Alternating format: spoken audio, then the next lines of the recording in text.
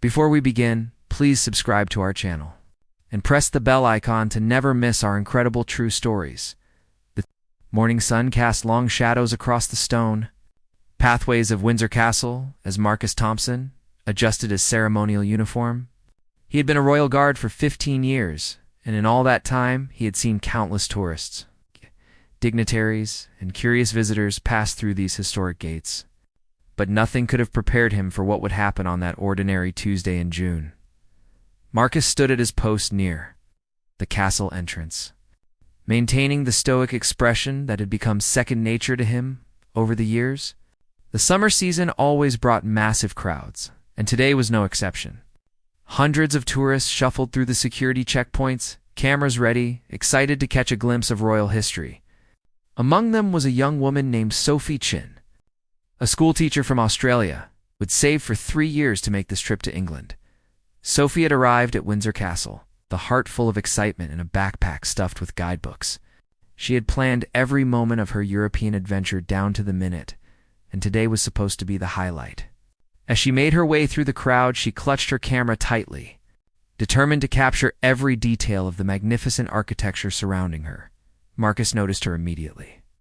Not because she stood out particularly, but because of his trained eye for reading crowds. She seemed nervous, constantly checking her bag and looking around as if worried about something. He filed this observation away in his mind, a habit developed from years of security training. The morning proceeded normally until around 11 o'clock, when Marcus heard a commotion near the main courtyard.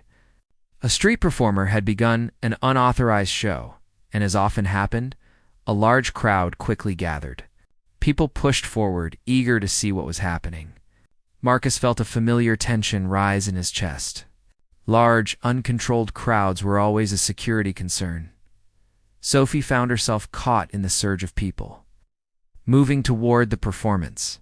One moment she was admiring a historic plaque on the wall, and the next, she was being pushed forward by a wave of excited tourists. She tried to step back, but the crowd had already surrounded her. More people kept arriving, drawn by the growing spectacle. The space became increasingly compressed. Marcus watched as the crowd swelled to dangerous proportions. His colleagues began moving into position, preparing to disperse the gathering. But the street performer seemed oblivious to the chaos he was creating. The man juggled flaming torches, and with each throw, the crowd gasped and pressed closer together. From his elevated position, Marcus could see what others could not. The crowd had formed a dangerous bottleneck near one of the narrow archways. People at the back were still pushing forward, unaware that those at the front had nowhere to go. Sophie was trapped right in the middle, her face showing the first signs of panic as she struggled to breathe in the compressed space. Years of training kicked in as Marcus immediately recognized the situation. He had studied crowd disasters, knew the warning signs, and understood how quickly things could turn tragic. He spoke urgently into his radio, alerting other guards to the developing emergency. But he also knew that by the time additional help arrived, someone could be seriously hurt. Sophie felt the pressure increasing around her. Her ribs ached as bodies pressed against her from all sides. She tried to call out, but her voice was lost in the noise of the crowd. Her camera slipped from her hands and disappeared into the sea of feet below. Panic began to set in as she realized she could not move her arms or expand her chest fully to breathe. Marcus made a split-second decision. Protocol would normally require him to wait for backup and coordinate with other guards before entering a volatile crowd situation, but something in his gut told him there was no time.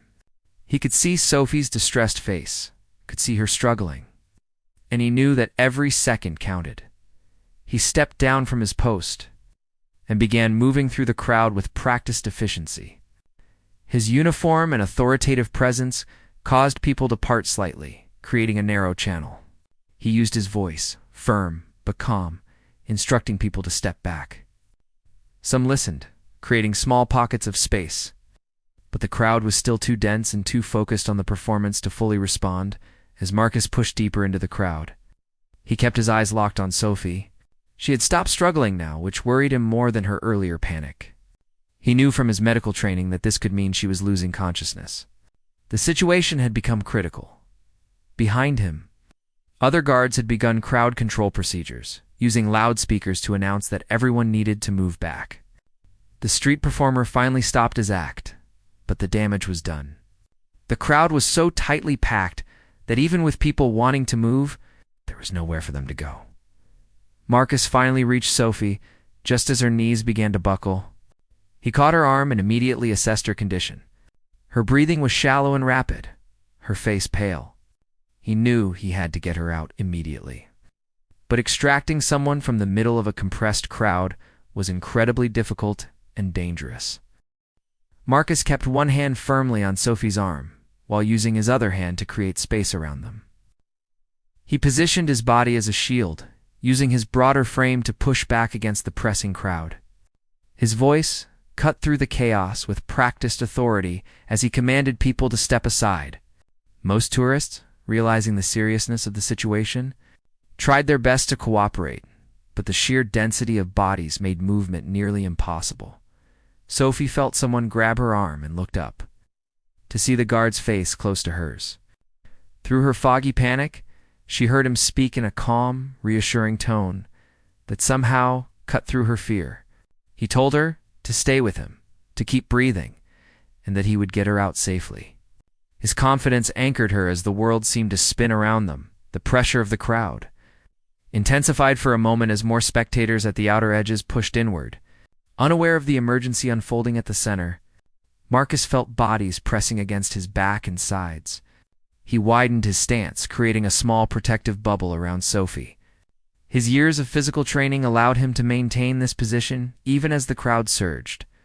Other guards had now reached the perimeter and were working systematically to thin the crowd from the outside. They formed a line and began gently but firmly pushing people back toward the open courtyard. The loudspeakers continued to broadcast instructions in multiple languages, urging everyone to move away from the archway. Slowly, painfully slowly, the pressure began to ease. Marcus used this slight relief to begin moving Sophie toward the edge of the crowd. He kept her close to his side, using his body to carve a path through the mass of people.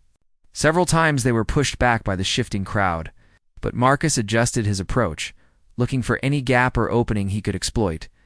His radio crackled with updates from his colleagues, confirming that emergency medical personnel were on standby.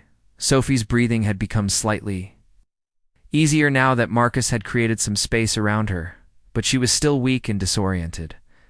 Her legs felt like they might give out at any moment.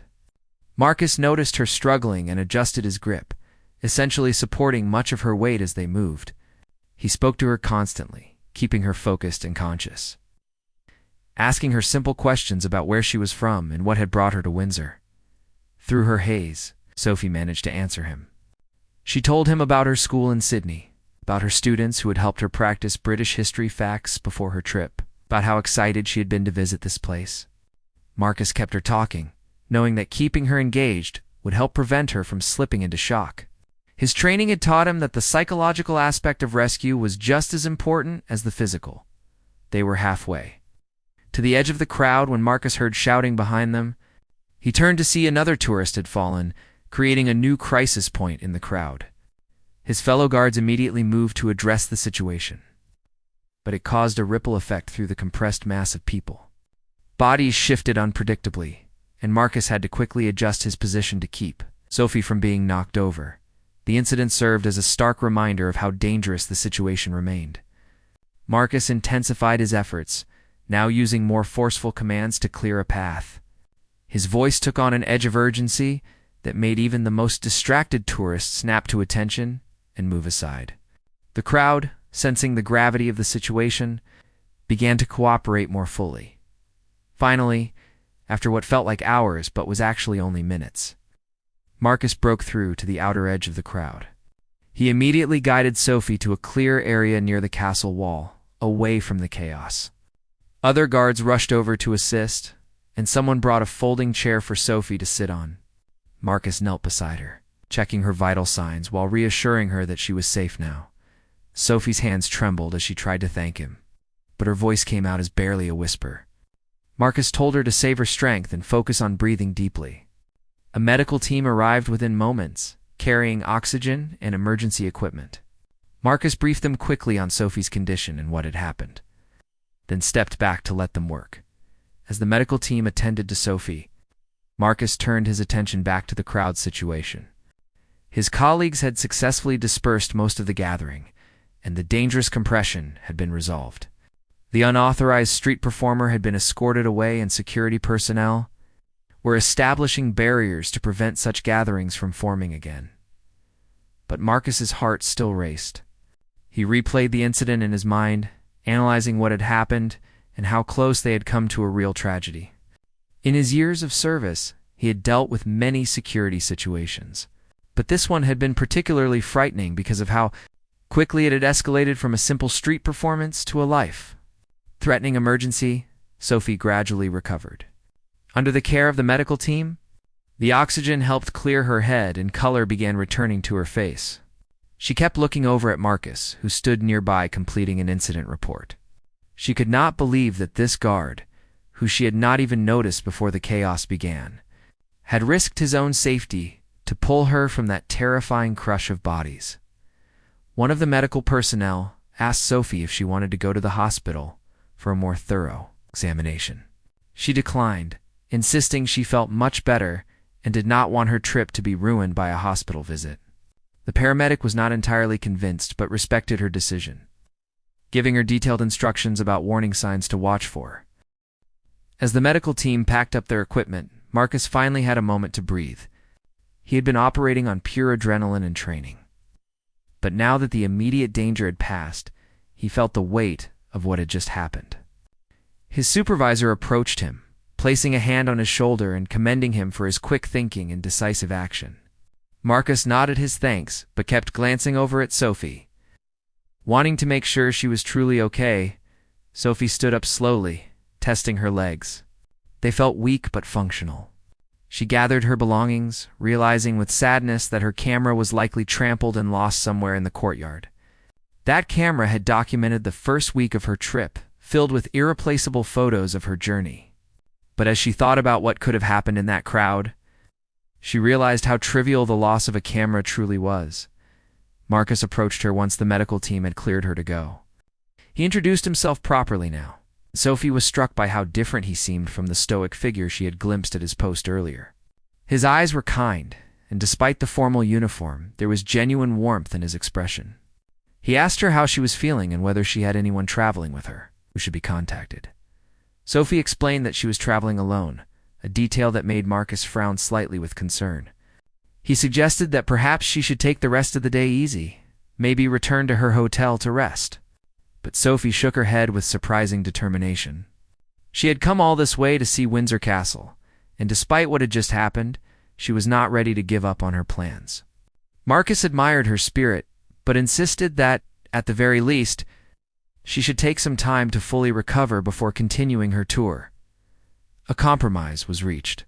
Marcus, who was due for his break anyway, offered to accompany Sophie to the castle's cafe where she could sit down, have something to drink, and regain her strength in a calm environment. Sophie gratefully accepted, still feeling shaky and uncertain about navigating the crowds again on her own. As they walked together through the now calmer courtyard, Marcus maintained a protective presence beside her, alert to her condition and ready to assist if she showed any signs of distress. At the cafe, Marcus insisted on buying Sophie a hot tea with plenty of sugar, something he said would help with the shock. As they sat at a quiet corner table, away from the bustle of other tourists, Sophie finally had the chance to properly thank him. Her voice cracked with emotion as she told him that she truly believed he had saved her life. She described how terrifying it had been, unable to move or breathe. Feeling the panic rise as the pressure increased, Marcus listened quietly, his expression serious. He told her that he was just doing his job, but Sophie could see in his eyes that the incident had affected him too. He admitted that in his 15 years as a guard, he had never seen a crowd situation deteriorate quite so quickly. The combination of the narrow archway, the exciting performance, and the sheer number of tourists had created a perfect storm of danger. As they talked, Sophie learned more about Marcus and his work. He explained the extensive training guards underwent. It's not just in ceremonial duties, but in crowd management, first aid, and emergency response.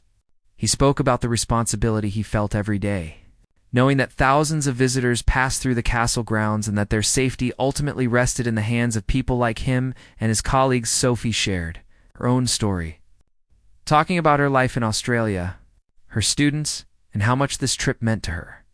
She had been saving money for years, carefully planning every detail of her European adventure.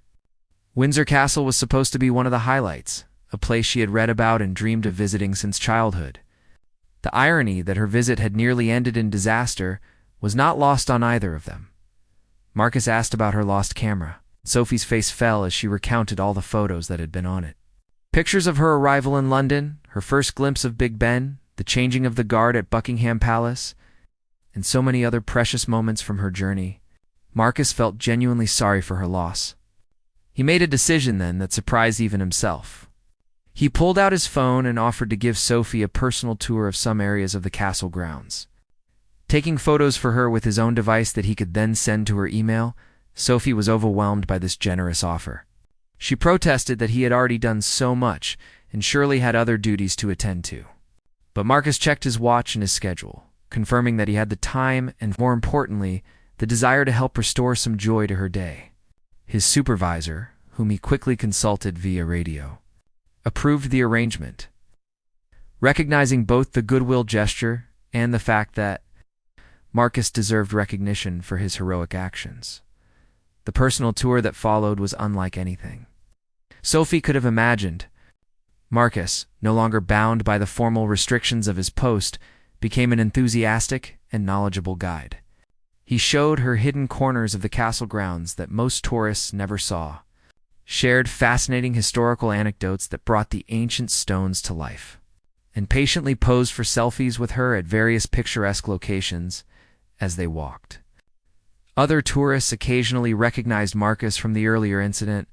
Some approached to thank him for his quick action, having witnessed or heard about his rescue of Sophie. Marcus accepted their thanks with humble grace, always deflecting attention back to his team and their collective efforts to manage the situation. Sophie noticed how respected he was, how other guards nodded to him with clear admiration, and how even castle staff seemed to regard him with particular warmth. The afternoon sun moved across the sky as Marcus and Sophie explored the castle grounds together. He took her to the state apartments, explaining the history of each room and pointing out details that even the official guidebooks missed. Sophie found herself completely absorbed in his stories, her earlier trauma gradually fading as wonder and fascination took its place. Marcus had a gift for bringing history alive, describing the people who had lived and worked in these rooms as if he had known them personally. In the St. George's Chapel, Marcus spoke in hushed, reverent tones about the monarchs buried there and the centuries of history contained within those walls. Sophie stood in awe, her eyes tracing the intricate ceiling while Marcus explained the symbolism embedded in every carved detail. She took dozens of photos, grateful beyond measure that she would have memories of this day after all. Thanks to the kindness of a stranger who had become so much more during their tour, Sophie learned that Marcus had not always been a guard. He had served in the British Army for 8 years before transitioning to Royal Protection Services. His military background had given him the discipline and training that proved so crucial during the morning's emergency.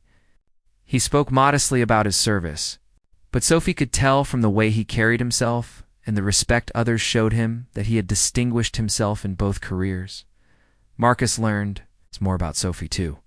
She told him about growing up in Sydney, about losing her father to cancer when she was 19, and how her mother had encouraged her to take this trip, to see the world and live fully. Her father had been a history teacher, and her own career choice was a way of honoring his memory. This trip to England, walking through real castles and ancient sites, was something she wished she could have shared with him. The conversation grew deeper and more personal as they walked. Sophie found herself opening up to Marcus in ways she rarely did with anyone, let alone someone she had just met. Perhaps it was the intensity of what they had been through together, or perhaps it was simply the genuine interest and compassion she saw in his eyes. Whatever the reason, she felt a connection forming that surprised her with its strength. Marcus felt it too, though he tried to maintain professional boundaries. There was something remarkable about Sophie, a resilience and warmth that drew him in. The way she had bounced back from the traumatic experience, determined not to let it ruin her day, spoke to a strength of character he deeply admired. Her stories about her students and her dedication to teaching reminded him why he had chosen a career in service, protecting and helping others. As the afternoon wore on, Marcus showed Sophie the famous round tower and explained its strategic importance throughout history. They climbed the steps together, and from the top, the view stretched out across the Thames Valley in breathtaking panorama. Sophie stood at the wall, wind whipping her hair, and felt tears spring to her eyes. Not from sadness, but from the overwhelming emotion of the day. The terrible fear followed by this unexpected gift of kindness and beauty. Marcus stood beside her, giving her space but ready to offer comfort if needed. When she turned to him, her eyes glistening, and thanked him again, simply nodded, and said that he was glad he had been there when she needed help. They stood together in comfortable silence, watching the landscape below. Two strangers who had been brought together by circumstance and were discovering an unexpected friendship. Eventually, they descended from the tower and made their way back toward the main courtyard. Marcus needed to return to duty soon, and Sophie, despite how much she had enjoyed his company, knew she should not keep him any longer. They walked slowly, neither quite ready for their time together to end. Marcus gave her his email address, making her promise to send him a message letting him know she had gotten back to her hotel safely. Sophie, emboldened by the connection they had shared, suggested that perhaps they could meet for coffee before she left England. She would be in London for another week before moving on to Paris. Marcus hesitated only briefly before agreeing. He was not typically someone who socialized with tourists he met through work, but Sophie was different. What had started as a rescue had evolved into something more meaningful, and he found himself genuinely wanting to see her again. They exchanged contact information, and Marcus recommended a cafe near her hotel where they could meet.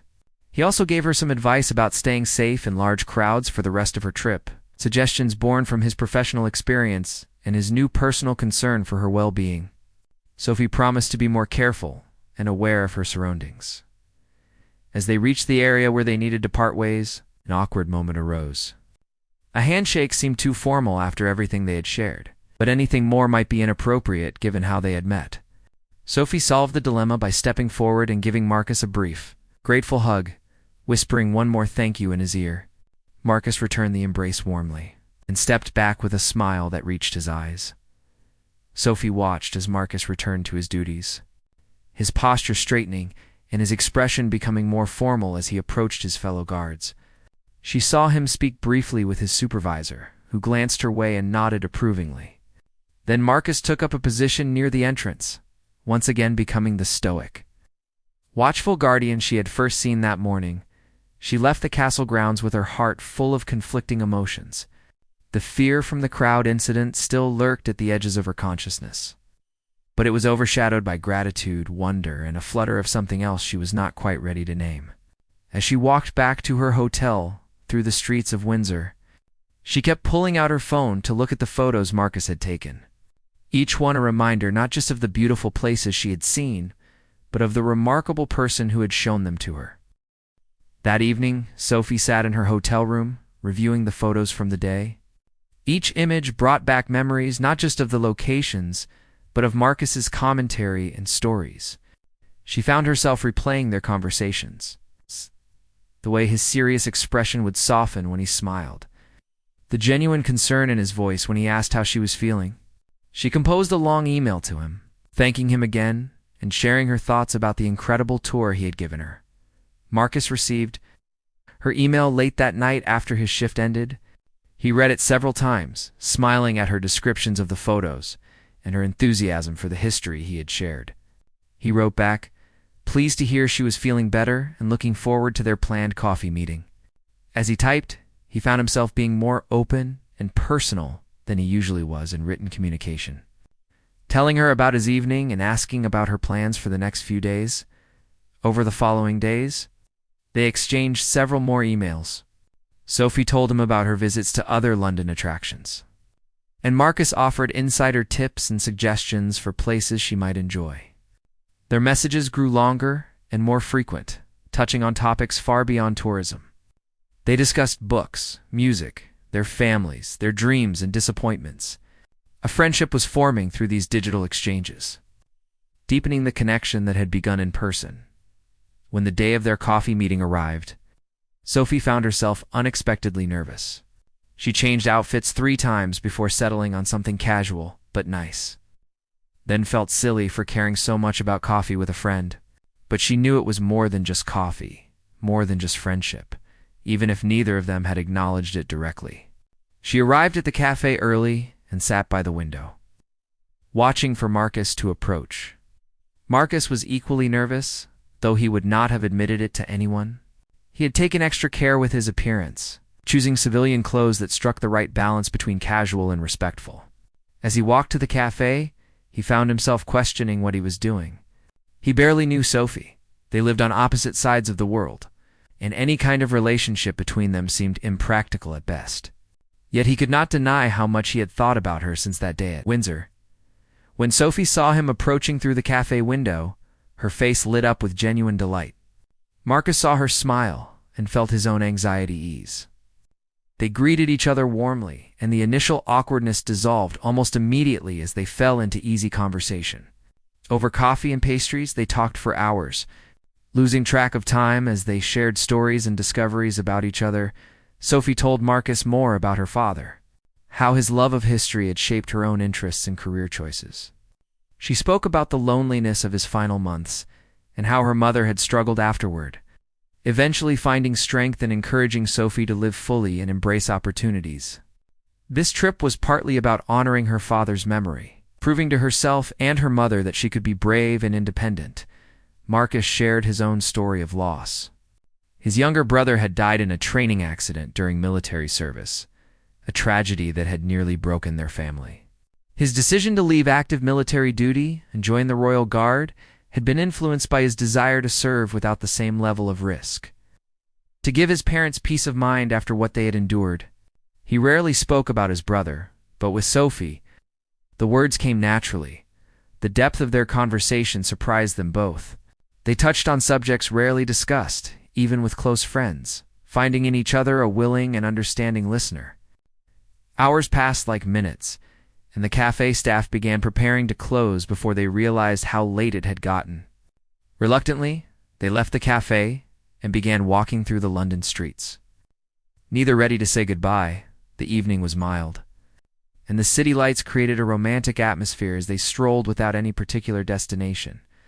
Marcus pointed out various landmarks and shared more historical tidbits, but mostly they just enjoyed each other's company. At one point, their hands brushed accidentally, and there was a moment of charged awareness before they both looked away. Shy suddenly, despite their hours of intimate conversation, they ended up near the Thames. Watching the water reflect the lights of the city, Sophie spoke about returning to Australia in 2 weeks, about her students who would want to hear every detail of her adventures, about resuming her normal life. There was a wistfulness in her voice that Marcus understood completely.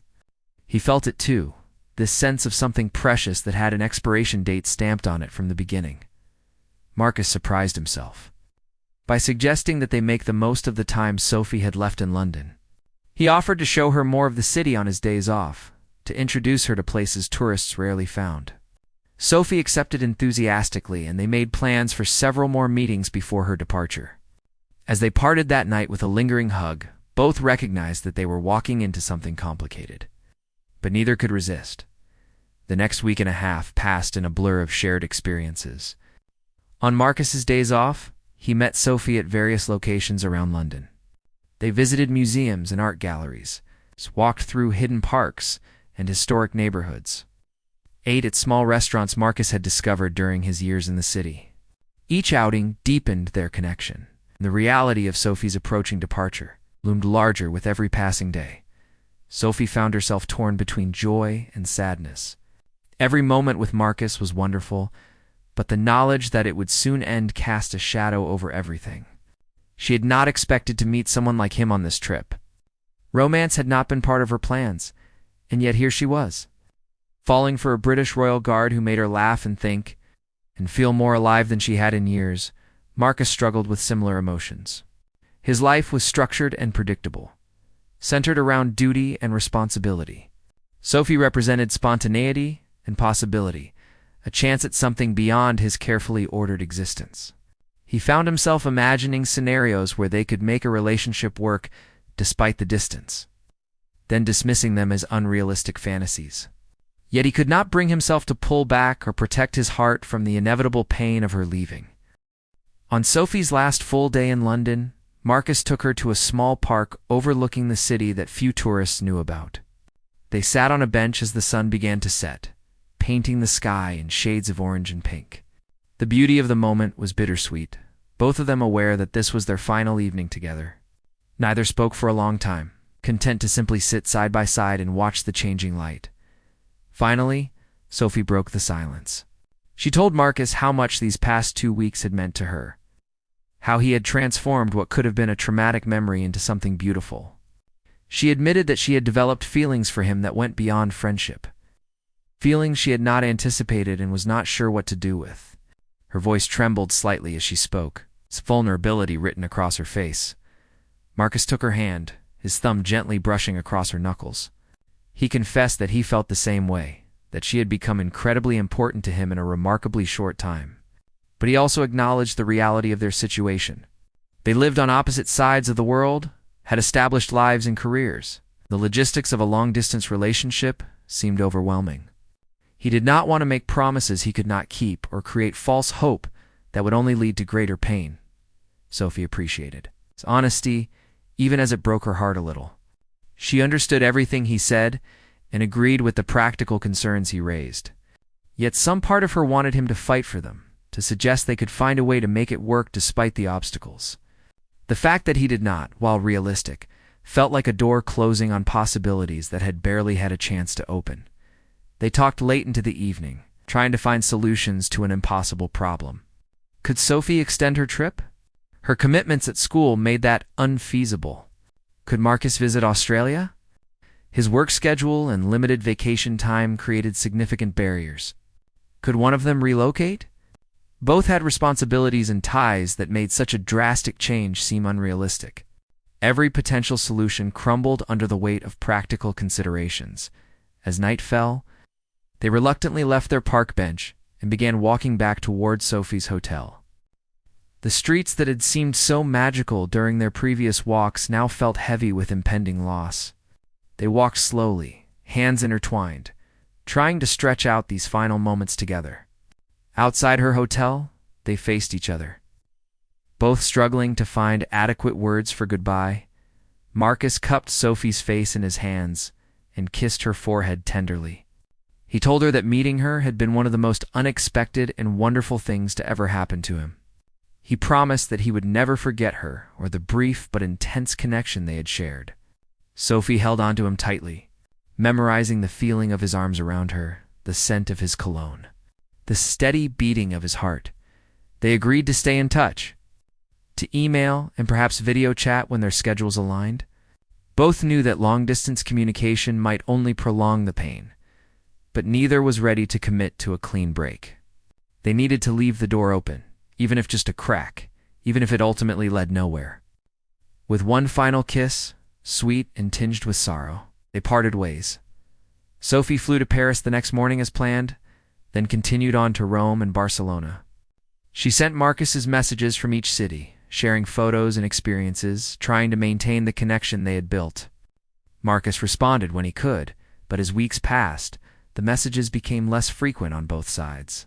The intensity of their time together began to feel like a beautiful dream, something that had happened to different versions of themselves in a suspended reality that could not survive in the everyday world.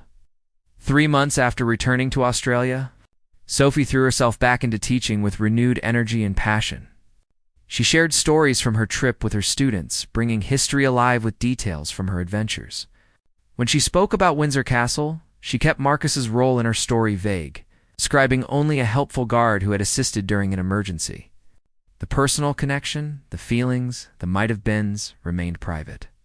Too precious and painful to share casually, Marcus continued his work at Windsor. Returning to the familiar rhythms of duty and service, his colleagues noticed he seemed quieter than usual, more contemplative. He had not told them about his developing relationship with Sophie, had not explained why he had seemed so distracted during those 2 weeks. When they asked, he simply said he had made a friend who had since returned home, leaving out the depth of feeling involved. 6 months passed. Sophie dated occasionally, but found herself comparing everyone to Marcus and finding them lacking. She had tried to move on, to accept that their connection had been a brief anomaly, but his memory lingered stubbornly. On particularly difficult days, she would reread their old emails, torturing herself with reminders of what might have been. Then one evening, Marcus received an email from Sophie that was different from their recent brief exchanges. She told him that her school was looking for teachers to lead a semester exchange program in England. The position would last 6 months with accommodation and visa assistance provided. She had been offered the role and was trying to decide whether to accept it. She wanted his honest opinion about whether coming back to London was a good idea. Marcus stared at his computer screen for a long time before responding. 6 months in London meant she would be close enough to see regularly. It meant a chance to explore what they might be together without the pressure of an immediate goodbye. But it also meant risking more heartache when those 6 months ended. It meant possibly falling deeper only to face the same impossible distance again. He wrote back honestly, laying out both the opportunities and the risks. He told her that he would love to see her again, but that she needed to make the decision based on what was best for her career and her life, not because of him. He refused to be the reason she made a choice she might later regret. But he also admitted that if she did come, he would be there, and they could see where things led without overthinking it. Sophie read his response multiple times, weighing his words carefully. After much thought and soul-searching, she accepted the teaching position. She told herself it was primarily for professional reasons, a chance to gain international experience and broaden her perspective. But she knew in her heart that Marcus was a significant part of her decision, perhaps the deciding factor. When Sophie's plane landed at Heathrow, 9 months after she had last left England, Marcus was waiting for her at arrivals. They saw each other across the crowded terminal, and the months apart dissolved in an instant. They met in the middle, embracing like long-separated lovers rather than cautious friends. The connection they had feared might fade had instead strengthened, tempered by distance and time into something resilient. This time, they had 6 months to explore their relationship properly. No countdown clock, no impending departure to cast a shadow over every moment. They could take their time, build something real, and see if what they felt could survive beyond the intensity of those initial 2 weeks. As they left the airport together, hands clasped tightly, both felt hopeful that they were being given a second chance at something worth fighting for.